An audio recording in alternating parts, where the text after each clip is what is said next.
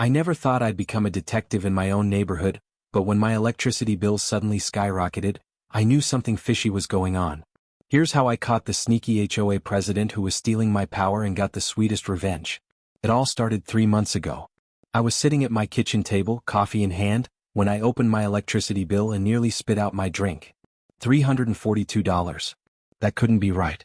Just last month it was only $140, which was already on the high side considering I had invested in solar panels last year. There must be some mistake, I muttered, picking up the phone to call the electric company. After 20 minutes of awful hold music and another 15 speaking with a representative who seemed about as interested in my problem as watching paint dry, I was told there was no error. According to their records, my house was simply using more electricity. But that's impossible, I argued. I have solar panels. My bill should be going down, not up. Sir, all I can tell you is what the meter readings show. Perhaps your usage has changed? New appliances? Running the AC more? I hung up, frustrated. Nothing had changed in my daily routine. If anything, I'd been more conscious about energy usage lately. Something wasn't adding up. My name is Sam Wilson and I've lived in the Sunny Hills community for 5 years. It's a nice neighborhood with manicured lawns and friendly neighbors. Well, most of them are friendly. Our homeowners association is run by Mark Henderson, a retired accountant with too much time on his hands and a power trip that would make dictators blush.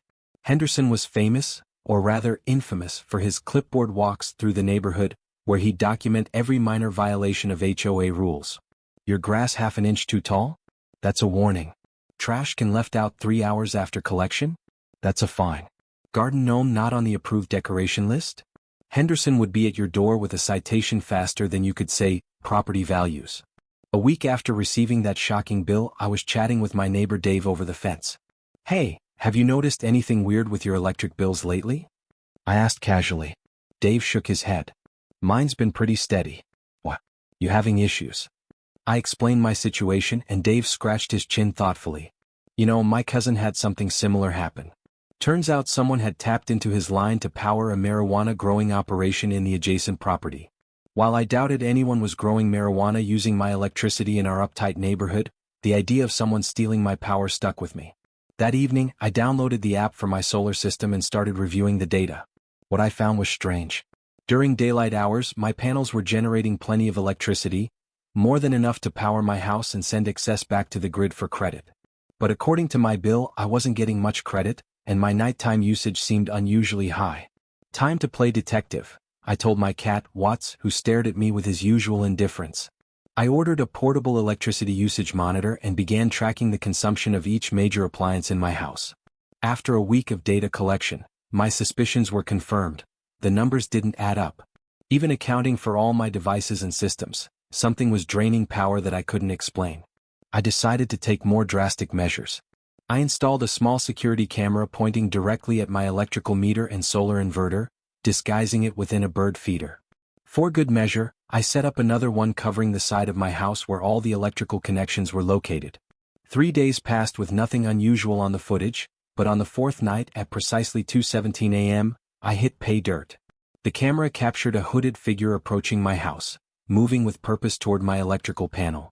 The person seemed to know exactly what they were doing, opening a small junction box I hadn't even noticed before and fiddling with something inside for about 5 minutes before leaving. I rewatched the footage multiple times but couldn't make out the person's face. However, there was something familiar about their gait and build. I needed clearer evidence. The next day, I purchased a stronger motion-activated floodlight and positioned it to illuminate anyone tampering with my electrical system. I also bought a small GPS tracker and, after some online research on electricity theft, inspected my system carefully. To my shock, I discovered a cleverly concealed device attached near my solar inverter.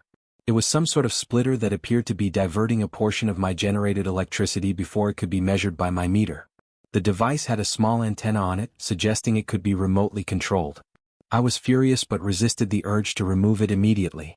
First, I wanted to catch the thief red-handed. For the next 3 nights, I kept a vigil, but my nocturnal visitor didn't return. On the 4th night, I was about to give up when at 2:20 a.m., my phone alerted me to movement by the electrical panel. I quietly slipped out my back door, circled around through my neighbor's yard, sorry Mrs. Peterson, and approached from behind the row of arborvitae that separated our properties. There, bathed in the dim glow of a penlight, was a figure in a dark hoodie, crouched by my electrical box. I activated the floodlight from my phone app. The sudden brightness froze the intruder like a deer in headlights. "Don't move," I shouted, also triggering the camera to record. "I've called the police." The figure turned and I gasped as the hood fell back. Standing there, blinking in the harsh light, was none other than Mark Henderson, our esteemed HOA president. "Henderson? What the hell are you doing?" I demanded, advancing toward him. His face cycled through expressions: shock, embarrassment, and finally, defiance. "Wilson," he said, attempting to regain composure. "I was just conducting a routine inspection of electrical systems in the neighborhood. We've had reports of improper installations that could pose fire hazards." "At 2:30 in the morning? Wearing a hoodie and sneaking around? Try again." Henderson's eyes darted left and right, looking for an escape route.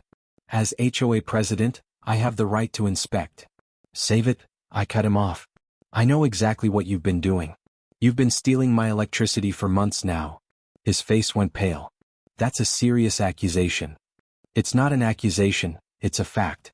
I have everything on camera, including you installing this." I pointed to the device. "What is it? Some kind of splitter that diverts my solar power to your house before it hits my meter?" Henderson's shoulders slumped. The jig was up. "Look, Wilson, you don't understand my situation," he said, his voice suddenly plaintive. "Do you have any idea how much electricity costs these days?" "Yeah, about $342 a month apparently," I replied dryly. Henderson sighed deeply. "My wife wanted that heated pool. And the hot tub. And the outdoor kitchen with 3 refrigerators. And the climate-controlled wine cellar. The bills were killing me." "So you decided to steal from me instead?" "I prefer to think of it as redistributing community resources," he said with a nervous laugh. "Your solar system generates more than you need anyway. That's for me to decide, not you. And I'm supposed to get credit for that excess power." Henderson looked genuinely distressed now. "Please, Wilson. If this gets out, I'll lose everything. My position as HOA president, my reputation in the community." "You should have thought about that before you became an electricity thief," I said, but I could feel my anger being tempered by the pathetic figure before me. "I'll pay you back," he said quickly. "Every penny plus interest. Just don't report this." I considered my options. Calling the police would certainly bring justice, but it would also mean months of statements, possible court appearances, and turning our generally peaceful neighborhood into a hotbed of gossip and drama. "All right, Henderson. Here's what's going to happen." My terms were simple.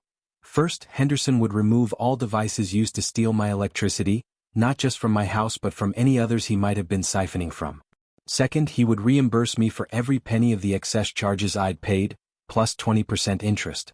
Third, and this was the sweetest part, he would become my personal handyman for the next 6 months. "You're joking," he said aghast. "Not at all.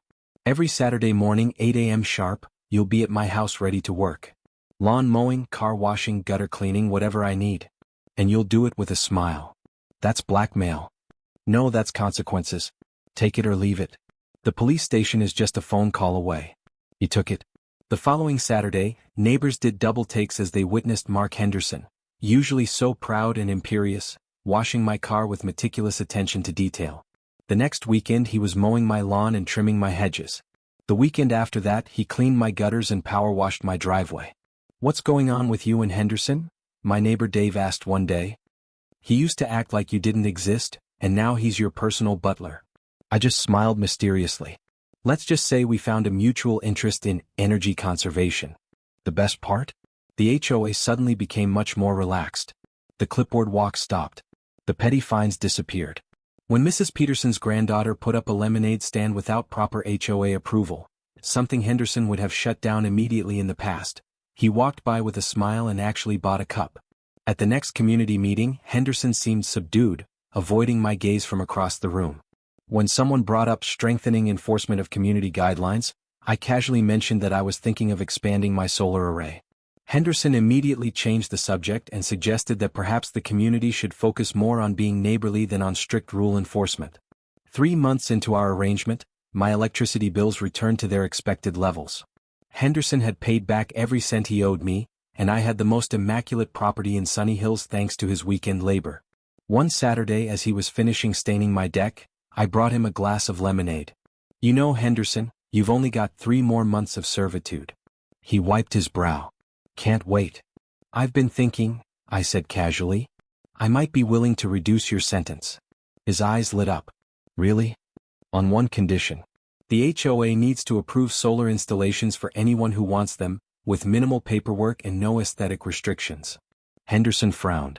That goes against our community standards for uniform appearance. Does it? Or could it be the start of Sunny Hills becoming known as an eco-friendly, progressive community? Think of the property values then. I could see the wheels turning in his head. I suppose we could present it that way. 2 weeks later, the HOA board unanimously approved new guidelines encouraging solar installations throughout the community. Henderson, surprising everyone including himself, became a vocal advocate for renewable energy. By the time Henderson's sentence was complete, our relationship had evolved from adversaries to something resembling a friendship. The experience had humbled him and the neighborhood was better for it. As for me, my electricity bills stayed low, my property remained immaculate even after Henderson's obligation ended. He'd discovered a genuine enjoyment of gardening, and I'd gained a reputation as someone not to be trifled with. Sometimes justice is served not through courts and police, but through the perfect blend of leverage, mercy, and a little manual labor. And every time I see my solar panels gleaming in the sunlight, I smile, knowing they power not just my home but a better community. The moral of the story? You can mess with many things but don't mess with a man's electricity bill, especially when he has the evidence to shock you right back.